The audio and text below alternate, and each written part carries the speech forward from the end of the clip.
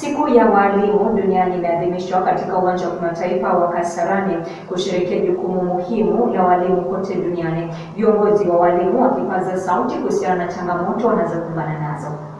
Exams are starting where 3.4 million children will be sitting for the exams. These teachers have taught them. These teachers have prepared them. These teachers are working with them.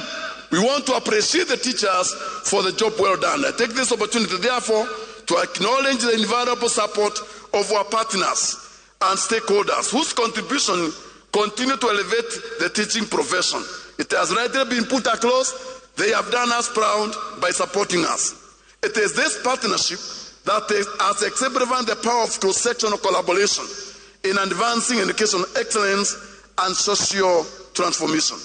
As a commission, we have adopted a people-centric approach as we serve Kenyan teachers. Ladies and gentlemen, as we mark this day, let us reaffirm our collective commitment to recasting teaching as a collaborative profession, one that thrives on shared purpose, mutual respect, and continuous learning. Let us invest in our professional development, promote inclusive dialogue, build systems, and empower our teachers to lead, innovate, and inspire.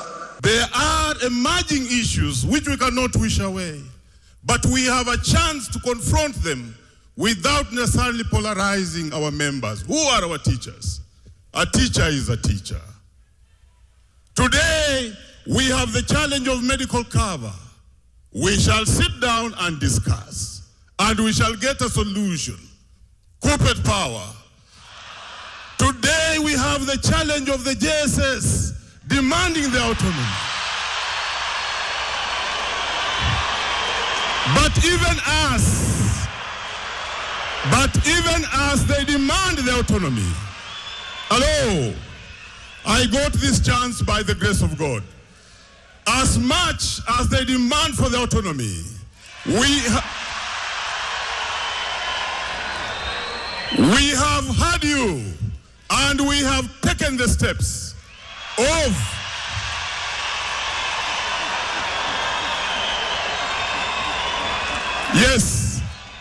writing to the commission so that we can have a discussion with the government.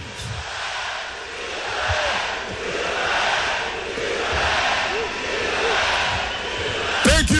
Unajua mimi hata watu wakiumia mimi siumii sana. Kwa sababu mimi ni mtu ya baba. Mimi sikupigia hii serikali kura. Mimi ni mtu wa nani? Tukiwa na huyu Sifuna. Kwa sababu wengine wetu tuliona haya maneno yanafanyika, tuliona kitambo sana. And someone must speak about these things. If you want to kill a country, play with the education system of that country. It surprises me, as it should to everyone, that this country prioritizes housing more than education. That this government prioritizes housing over health care. It surprises me. Lakini hiyo maneno yote iko kwa mikono yenu. Nyinyi ndio mnafunza kila mtu, ukiona engineer, ukiona wakili, ukiona ni nani? Ni walimu. Ile kitu imemshinda tu ni hii maneno ya uongozi. Ikifika hapo sijui mnachanganyika wapi walimu. We speak because we are accountable. Sisi tumechaguliwa because we love our country. When things are going wrong, we must speak and say things are going wrong. Vile tunaongea sahi, ile mchanganyiko maalum iko kwa education system ya Kenya, hata Mungu mwenyewe hawezi elewa. It is difficult. Hata hii kitu mnaitwa CBC, mwalimu haelewi. Mzazi haelewi. Serikali haielewi. Alafu wewe una expect mwanafunzi aelewe CBC.